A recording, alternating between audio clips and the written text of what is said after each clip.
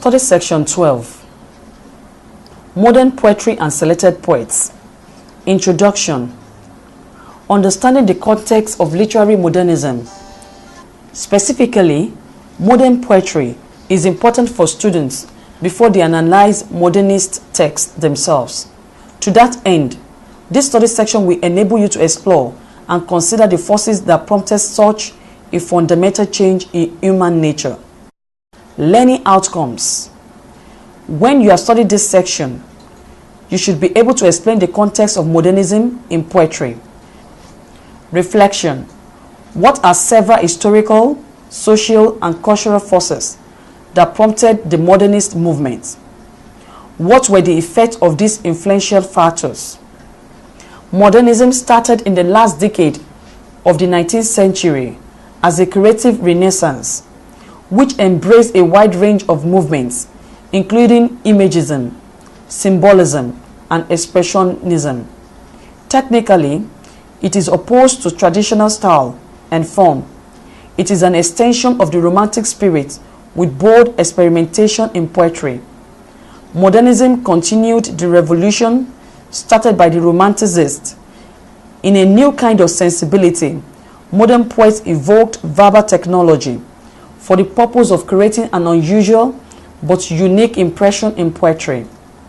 Modernist poets condemned Victorian poets like Robert Browning, Matthew Arnold, and Alfred Lord, now sermonized. Modern poets condemn such poems for lacking vitality. Great poets in this tradition include Ezra Pound, William Butler Yeats, and T.S. Eliot. Ezra Pound was born in 1885 and trained in American at the University of Pennsylvania. He moved to Venice and there published his first volume of poetry in 1908. He later traveled to London, and it was there that he renewed his friendship with William Butler Yeats. Contributions of selected poets within the modern tradition. Ezra Pound. Before Ezra became a modern poet, he treated any subject or topic in poetry without the use of preamble, inventions, or borrowed word. He also brought the imagist and symbolist tradition into poetry. This tradition later became a movement of people who embraced conciseness of expression, concreteness of imagery, and rhythm composed in a sequence of the musical phrase. Irrelevant words are avoided in composition. He favored internal, natural rhythm.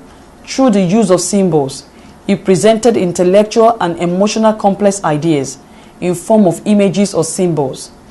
Language is used in this tradition to involve and suggest ideas rather than to describe or declare it. This is absence of verbs or connectives, no use of connectives. The syntactic structure of such poetry suffered dislocation. For example, Ezra Pound's In a Station of the Metro. William Butler. William Butler Yeats was born in 1865 in Dublin. He traveled in and out of Dublin due to the guerrilla war. He became a senator in 1922 and was awarded the Nobel Prize in 1923. His early works included The Wandering of Oisin and Other Poems, 1889, The Countess Kathleen and Other Legend and Lyrics, 1892, and The Green Elements and Other Poems. He published several anthologies of Irish poems. He also used symbolism, but he wrote in traditional metrical patterns, which symbolists rejected. His poetry is, however, logical and intelligible. He has been described as an emotional and passionate poet. He later became a modern poet.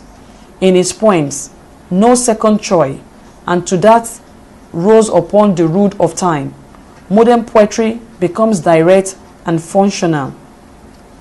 T.S. Eliot. T.S. Eliot was born and raised in St. Louis, Missouri in 1888. He studied philosophy at Harvard in 1906 and got a BA and an MA. He enrolled for a PhD, wrote his thesis, but chose not to take the degree. The thesis was eventually published as Knowledge and Experience in the Philosophy of F.H. Bradley.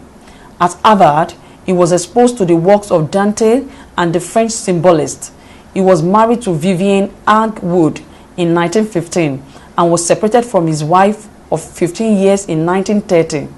He remarried to Valerie in 1957 after the death of his first wife. He later settled in London and worked in various places such as school, bank, and an assistant editor for the Times literary supplement. He started publishing poetry with the help of Esther Pound. His poem, The Love Song of J. Alfred Pufrock, appeared in the American magazine in 1915. This was followed by Poetry 1917, Poems 1910, and later The Wasteland 1922. He was in love with English civilization, humanity, culture, and tradition, which affect the soul. According to Osby 1994-292, in For Lancelot Andrés, Essays on Styles and Order 1928, Eliot described himself as classical in literature, royalist in politics, and Anglo-Catholic in religion. Tradition and individual talents. His poetry identified with, reflected, and kept abreast of the society. He became a British citizen in 1927 and joined the Church of England in the same year. From that time, his poems showed the influence of Christian religion. He received the Nobel Prize for Literature and the Order of Merit in 1948. Study section summary. In this study section, we discuss the contributions of different poets in the modern period of English poetry. Specifically, we have identified T.S. Eliot, Esther Pound, and William Butler Yeats, who are three of the important poets in that period. End of study section 12. Thanks for listening.